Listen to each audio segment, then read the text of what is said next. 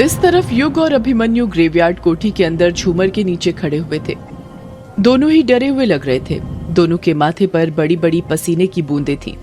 Laser light जलते जलते उन दोनों के नजदीक आने लगी थी।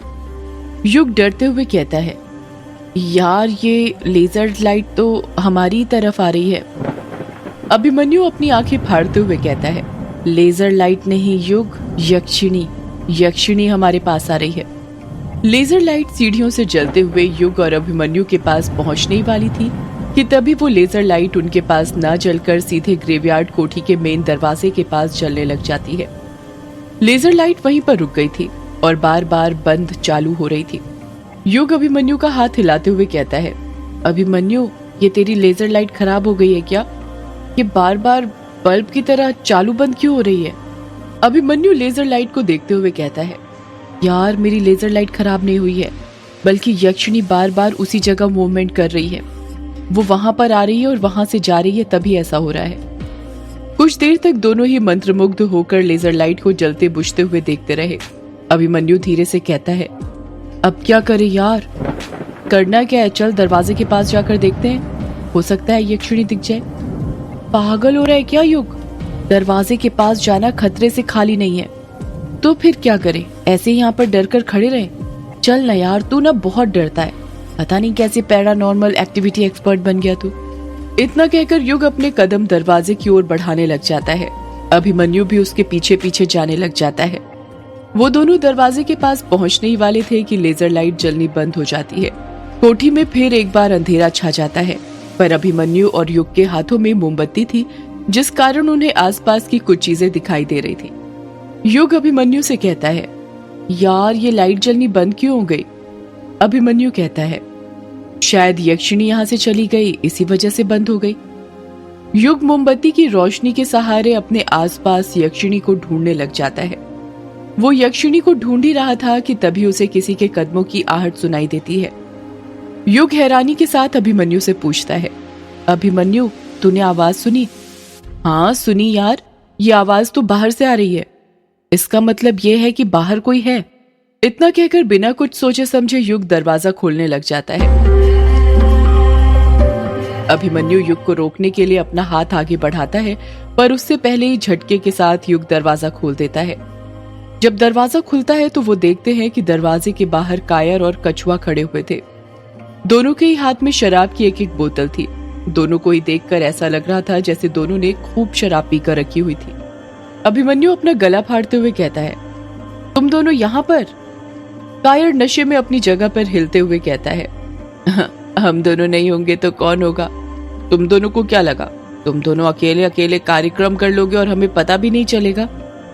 अभिमन्यु गुस्सा करते हुए कहता है, अरे पागल, हम दोनों यहाँ कार्यक्रम नहीं कर रहे हैं, बल्कि अभिमन्यु इसके आगे कुछ कहने वाला था कि तभी कछुआ अभिमन्यु और युग को धक्का मारते हुए सीधे कोठी के अंदर घुस जाता है। कायर भी कछुए के पीछे पीछे कोठी के अंदर घुस जाता है।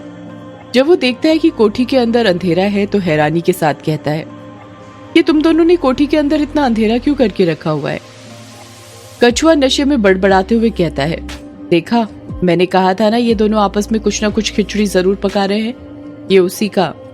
कछुए ने इतना ही कहा था कि तभी ग्रीन लेजर लाइट वापस से जलने लग जाती है। एक ही वक्त में लेजर लाइट ग्रेवयार्ड कोठी के अलग अलग हिस्से में चल रही थी। कभी वो रूम नंबर 666 के पास चल रही थी, तो कभी सीढ़ियों पर, तो कभी हॉल में लगे झूमर के नीचे। कछुआ अपनी आंखें मलते हुए कहता है, ये लाइट को क्या हो गया? ये ग्रीन कैसे चल रही है? सुबह तक तो ठीक थी, कहीं मेरी आंखें तो खराब नहीं हो गई या फिर मैंने ज्यादा पी ली है? युग और अभिमन्यु की समझ में नहीं आ रहा था कि लेजर लाइट एक ही वक्त में 2-3 जगह एक साथ कैसे जल सकती थी। अचानक से कोठी की सारी लाइटें चालू हो जाती हैं और कोठी में उजाला हो जाता है। युग और अभिमन्यु की आंखें चमक जाती हैं और जब उनकी नजरें कोठी में लगी लाइट के स्विच बोर्ड के पास पड़ती हैं तो वो देखते हैं कि वहां पर कायर खड़ा हुआ था, जिसने लाइट का स्विच ऑन कर दिया था। कायर नशे में कहता है, ये कमीने युग और अभिमन्यु ने लाइट बंद करके रखी थी, उसी के कारण ऐसा लग रहा था, साले बिजली का बिल बचा रहे थे। कछुआ कहता है, ये दोनों तो हैं ही कंजूस, अच्छा हुआ तूने लाइट ऑन कर दी, वरना मैं अंधेरे में पैक कैसे बनाता? अगर शराब गिर जाती तो? वैसे ही बहुत महंगी है, मैं नुकसान नहीं उठा सकता। इतना कहकर कछुआ झूमर के नीचे बैठ जाता है। कायर भी उसके पास जाकर बैठ जाता है।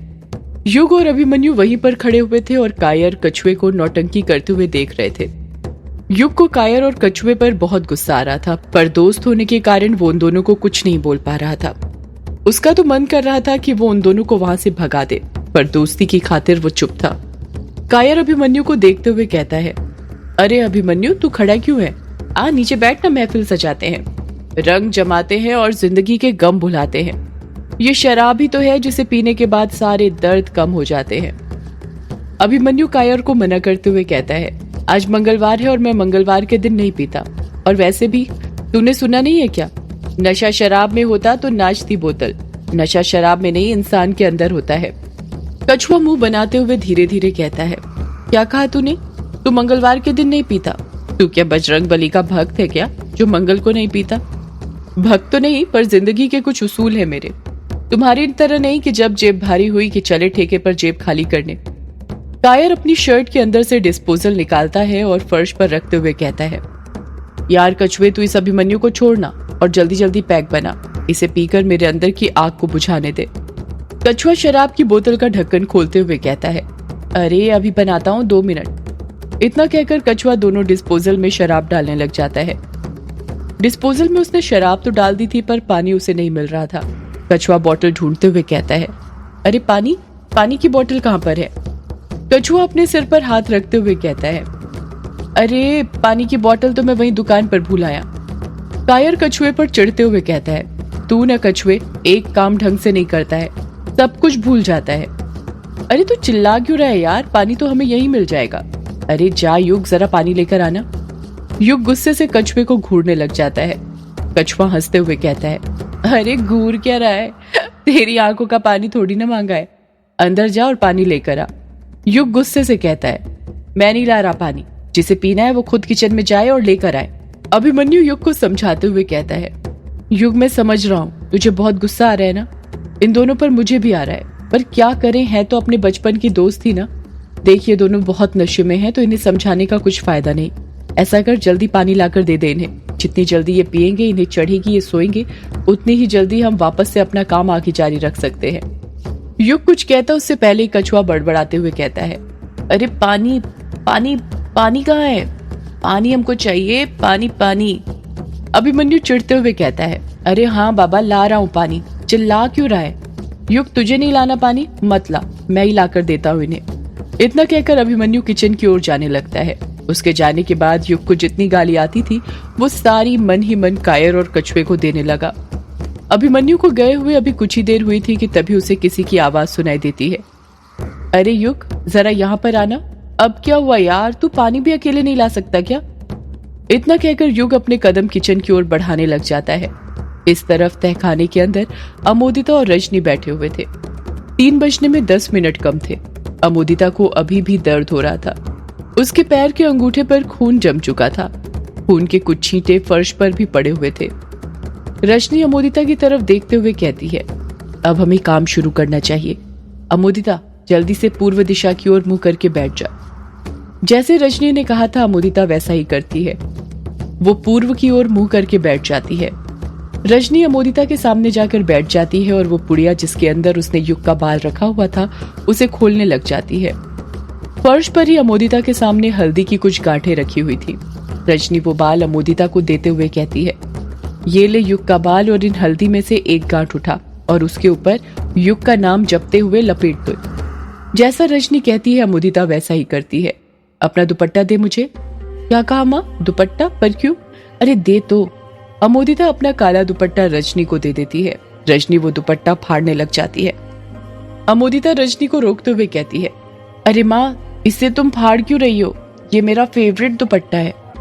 रजनी गुस्सा करते हुए कहती है, नालायक लड़की, अपना मुंह बंद रख, नया दुपट्टा ले लेना। वैसे तो इस विधि में रुमाल का उपयोग किया जाता है, पर अभी इस वक्त इससे ही काम चलाना पड़ेगा क्योंकि 3 बज गए हैं और हमारे पास ज्यादा वक्त नहीं है। 4 बजे से पहले ये विधि पूरी करनी है, वरना ब्रह्म मुहूर्त शुरू हो जाएगा। क्यों माँ? ब्रह्म मुहूर्त शुरू हो गया तो कुछ हो जाएगा क्या? होगा तो कुछ नहीं, पर वो दैवीय शक्तियों का समय होता है। याद रखना 3 से 4 के बीच में शैतानी शक्तियों का वक्त होता है और 4 से 5 में दैवीय। और बाकी के समय में दोनों की शक्तियां समान होती हैं। इतना कहकर रजनी अमोदिता के दुपट्टे में से उसका एक छोटा सा टुकड़ा फाड़ लेती है और अमोदिता को देते हुए कहती है, ये ले, इसके अंदर अब वो हल्दी की गांठ लपेट दे जिसमें तूने युग का बाल लपेटा है। जैसा रजनी ने कहा था अमोदिता ने सब कुछ वैसा ही किया। रजनी अपनी बात को आगे जारी रखते हुए कहती है, देख, वैसे तो एक आम लड़की को इस गांठ को 21 दिनों तक अपने सिरहाने में रखकर सोना पड़ता है और रोज वशीकरण मंत्र का जाप करना पड़ता है। उसके बाद किसी चौराहे पर जाकर इसे फेंकना पड़ता है, पर तू एक सौदाइन है, इसी का तुझे फायदा मिलेगा। तुझे 21 दिन का इंतजार नहीं करना, बल्कि आज रात ही चौराहे पर फेंक कर आना है, वो भी अकेले। अमोदिता डरते हुए कहती है, क्या कहा माँ तुमने? चौराहे पर जाना है, वो भी अकेले? रजनी अमोदिता पर भिन्नाते हुए कहती है, तूने फिर डरना शुरू कर दिया। कितनी बार समझाऊं तुझे, तू एक सौदाइन है और सौदाइन कभी नहीं डरती, बल्कि अपने काले जादू से लोगों को डराती है। रजनी की बातें सुनकर अमोदिता की हिम्मत बढ़ने लग जाती है और वो अपनी जगह पर उठने की कोशिश करते हुए कहती है, हाँ माँ, आपने सही कहा, मैं एक सौदाइन हूँ और सौदाइन डरती नहीं बल्कि डराती है। अमोदिता के अंगूठे में बहुत दर्द हो रहा था, पर फिर भी युग को अपने वश में करने के लिए वो अपनी पूरी ताकत लगा देती है और खड़ी हो जाती है। रजनी भी अपनी जगह पर खड़े होते हुए कहती है, चौराहे पर तुझे 3 बार ये मंत्र बोलना है, ओम नमो महायाक्षी मम वशिम स स्वाहा। मंत्र याद रखना, भूलना मत, समझी? हाँ माँ, याद रखूंगी। ओम नमो महायाक्षी मम वशी स स्वाहा। रजनी और अमोदिता तहखाने में से बाहर निकलते हैं और चुपके से हवेली के बाहर निकल जाते हैं। रजनी हवेली के गेट पर ही रुक जाती है और कहती है, तेरा और मेरा साथ यहीं तक था, अब यहाँ से तेरा सफर अकेले शुरू होता है।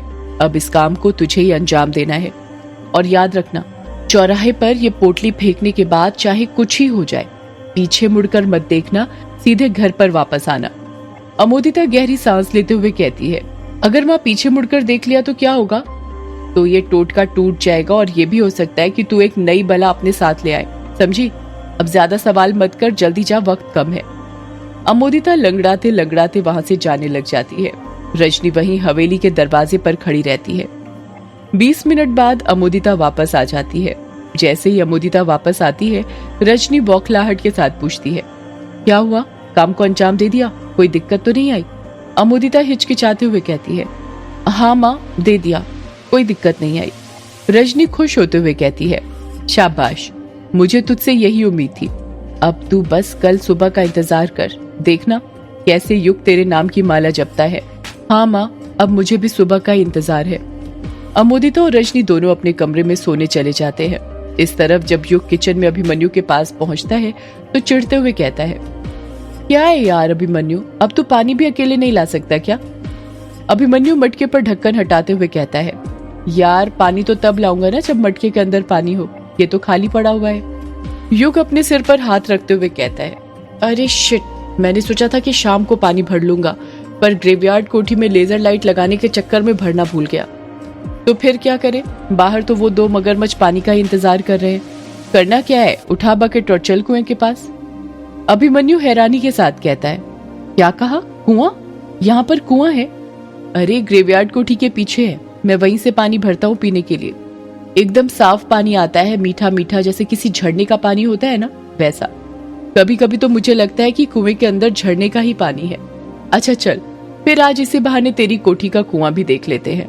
इतना कहकर अभिमन्यु बकेट उठाता है और युग के साथ साथ ग्रेवयार्ड कोठी के पीछे वाले दरवाजे से कुएं के पास जाने लगता है। ग्रेवयार्ड कोठी के पीछे एक गहरा सन्नाटा छाया हुआ था। चांद की चांदनी चारों तरफ बिखरी हुई थी, जिस कारण बाहर अंधेरा नहीं था। चांद की रोशनी में कुआं और आसपास के पेड़ पौधे साफ दिखाई दे रहे थे। युग और अभिमन्यु ग्रेवयार्ड कोठी के पीछे पहुंच गए थे। ग्रेवयार्ड कोठी के पीछे वाले दरवाजे के जस्ट बगल में ही इमली का पेड़ लगा हुआ था, पर अभिमन्यु की उस पर नजर नहीं पड़ती, क्योंकि उसका पूरा ध्यान तो अभी हल्के होने के लिए जगह ढूंढने पर था। वो चलते चलते बड़बड़ाते जा रहा था, कहाँ जाऊं कहाँ जाऊं कहाँ जाऊं यार। युग हैरानी के साथ कहता है, क्या हुआ, तुझे कहीं जाना था क्या? अरे हल्का होने जाना है, उसी के लिए जगह ढूंढ रहा हूँ। यार हल्का होने के लिए भी जगह ढूंढने की जरूरत पड़ती है क्या? हाँ यार ढूंढनी पड़ती है, तुझे नहीं पता क्या? क्या नहीं पता? यही कि हर जगह पेशाब नहीं करना चाहिए, सुनसान जगह और पेड़ के नीचे तो कतई ही नहीं।